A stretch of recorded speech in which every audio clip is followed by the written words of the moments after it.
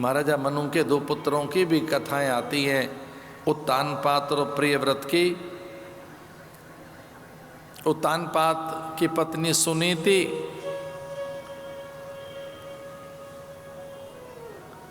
और दूसरी पत्नी सुरुचि। एक का पुत्र ध्रुव है, ध्रुव संकल्प।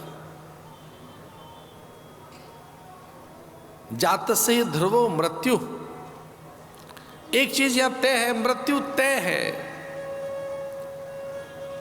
इस पर विचार है तो कैसा जीवन होगा, और एक रुचि के लिए जीना है।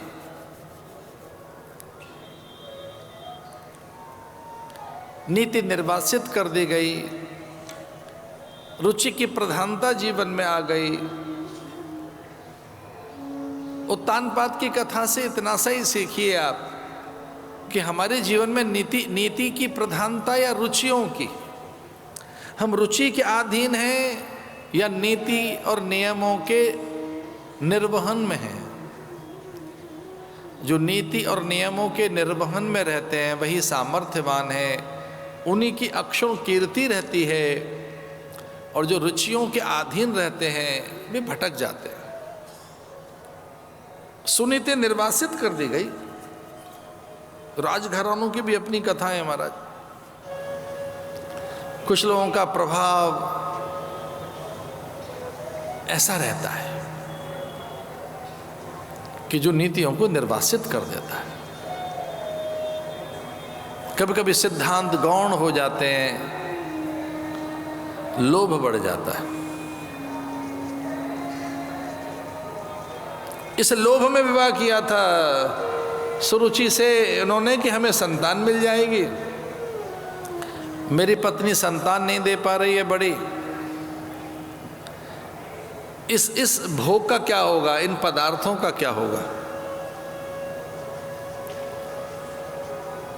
जिनके पास हृदय की विशालता नहीं होती वे अपने पदार्थों के रक्षण संवर्धन के लिए बहुत व्यथित और चिंतित रहते हैं।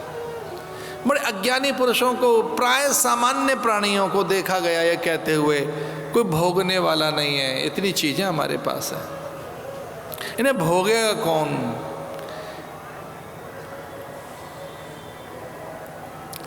त्रिकाल संध्या करने वाली सुनीति, भोर में उठकर दान देने वाली सुनीति, पहले ब्राह्मणों को भोजन कराती, याचक भिक्षुक अतिथि अभ्यागत आगंतुकों का आदर करके गौ ब्राह्मणों की सेवा में रहने वाली सुनीति, त्रिकाल संध्या करने वाली सुनीति। मैं देखा कि गुप्तचरी परिचारिकाएं हास परिहास कर रही हैं, घर के नौकर चाकर हंसी उड़ाते हैं आपकी दुर्बलता को देखकर।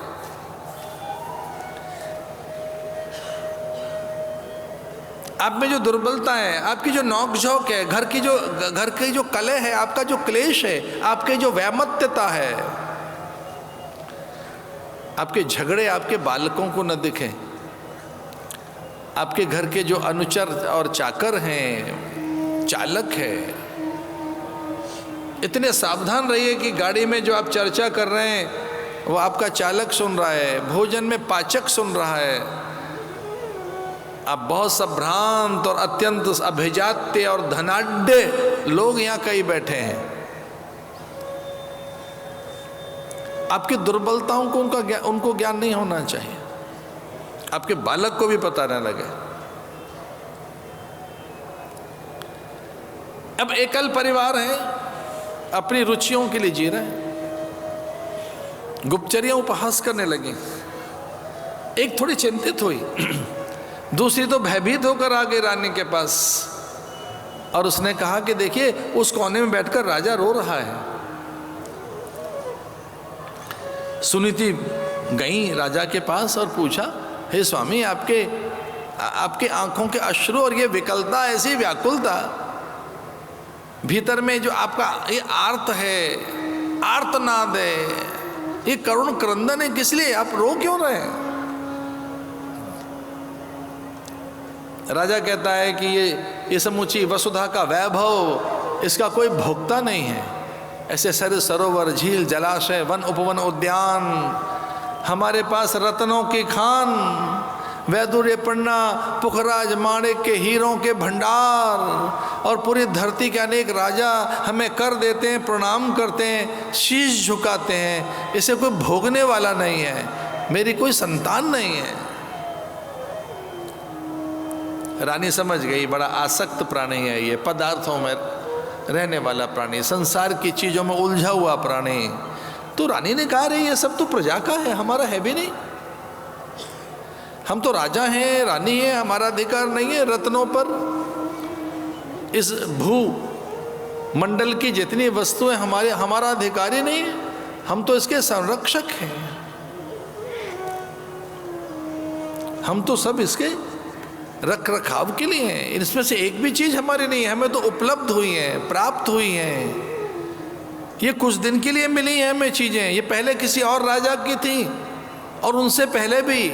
हे स्वामी, जो आपके माथे पर मुकुट है ये आपका नहीं है, ये आपके पिता ने पहना था, और आपका पिता का भी नहीं बन सका है, आपके पिता के पिता ने ये पहना था।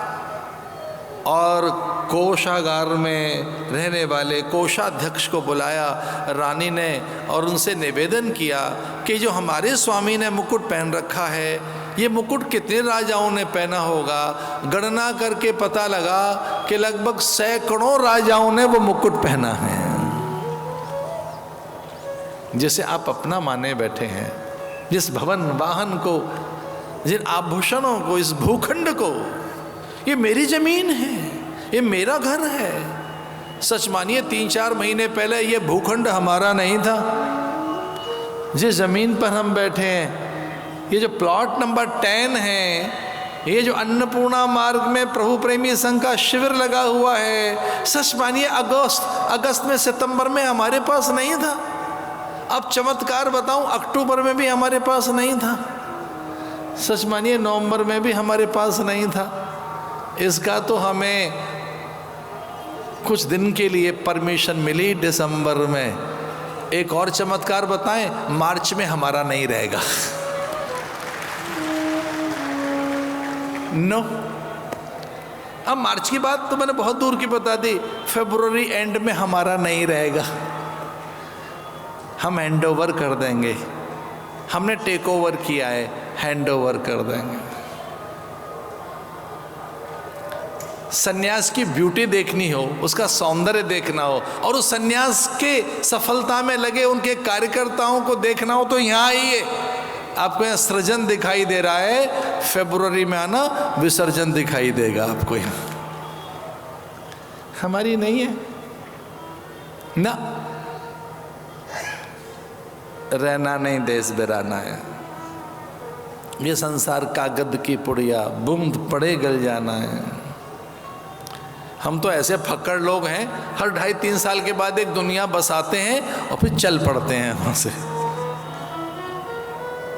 एक कोई सुधी साधक ने मुझसे कहा, कुंभ तो 12-12 साल के बाद आते हैं, पर आप तो हर 2.5 साल के बाद हमें बुला लेते हैं, इतनी जल्दी कैसे आ जाता है? सृजन विसर्जन। रानी ने कहा कि कितने बार मुकुट पहना, किसने पहना है बताओ ना हमारे स्वामी को। उत्तानपाद को बताया, बहुत लोगों ने पहना है, कितने युगों में पहले भी पहना है। ये धरती आपकी नहीं रहेगी, थी नहीं आपकी, रहेगी नहीं आपकी। हरिद्वार में मां की गौशाला में विचार कर रहा था, एक साधक के व्याकुल चित्त को शांत हमने किया ये कहकर, कुछ साल पहले हमारी नहीं थी ये, जब तक आंखें खुली हैं हमारी है, बंद होने के बाद हमारी नहीं रहेगी। वो तो देह भी नहीं रहते। राजा ने कहा मेरा चित्त शांत नहीं होता, तो रानी ने कहा चित्त शांत करने के तो कई उपाय, एक सत्संग उपाय, संत के पास चले जाओ। कि नहीं अब सत्संग नहीं सूझ रहा है, तो रानी ने कहा पर्यटन करने के लिए चले जाइए। हमारे देश में 2 विधाएं रही हैं, एक देशाटन, दूसरा पर्यटन। मैं बहुत ही विनय के साथ कहना चाहूँगा, पर्यटन की प्रवृत्तियाँ गौण थी इस देश में, देशाटन की प्रवृत्ति अधिक थी। और देशाटन से भी एक अधिक और बड़ी चीज़ रही है इस देश में, उसका नाम है तीर्थाटन। इस देश के प्राणी पर्यटन कम करते रहें, देशाटन भी कम करते रहें। एक है तीर्थाटन, 4 धाम, सप्तपुरी, 12 ज्योतिर्लिंग। और मैं एक आंकड़ों के आधार पर अगर आपसे बात करूं तो जितनी यूरोप की आबादी है उतनी तो हमारे यहाँ ट्रेन में बैठी होती है तीर्थ करने के लिए। एक बहुत अच्छे अर्थशास्त्री ने मुझे आंकड़ा बताया कि यहाँ की जो जीडीपी है उसमें 1.8 समथिंग, 1.9 और 2 तक भी सहयोग तो तीर्थ यात्रियों का है, धर्म का योगदान है। जितने यूरोप में बैठे हैं लोग, जितनी यूरोप की आबादी होगी उन देशों की, उतनी तो रेलगाड़ियों में बैठी है हमारे यहाँ तीर्थाटन करने के लिए अथवा देशाटन करने के लिए। आज भी पर्यटन कम है हमारे देश में और पूरे पश्चिम में तीर्थाटन नहीं है, देशाटन नहीं है, वहाँ पर्यटन है, चेंज के लिए जा रहे हैं वो। तो रानी ने बड़ी सुंदर सी बात कही, तीर्थाटन कराइए अथवा देशाटन कराइए। और तीर्थाटन देशाटन से भी मन प्रसन्न नहीं होता, चित्त शांत नहीं होता, तो पर्यटन कराइए, ये बात अच्छी है। पर्यटन करने गए, रुचि नाम की एक कन्या से विवाह कर लिया। शर्त यह है कि ये मुझे पुत्र दे देगी, इससे संतान होगी तो मुझे एक धरती का भोक्ता मिल जाएगा। बूढ़े से उसने इसलिए विवाह कर लिया कि इसके विवाह से मुझे संपदा मिल जाएगी। दोनों छल कर रहे हैं एक दूसरे से। एक को संतान चाहिए इसलिए विवाह कर रहा है, दूसरे को संपदा चाहिए। बेमेल का विवाह है, जबकि पति और पत्नी में एक मत होना चाहिए।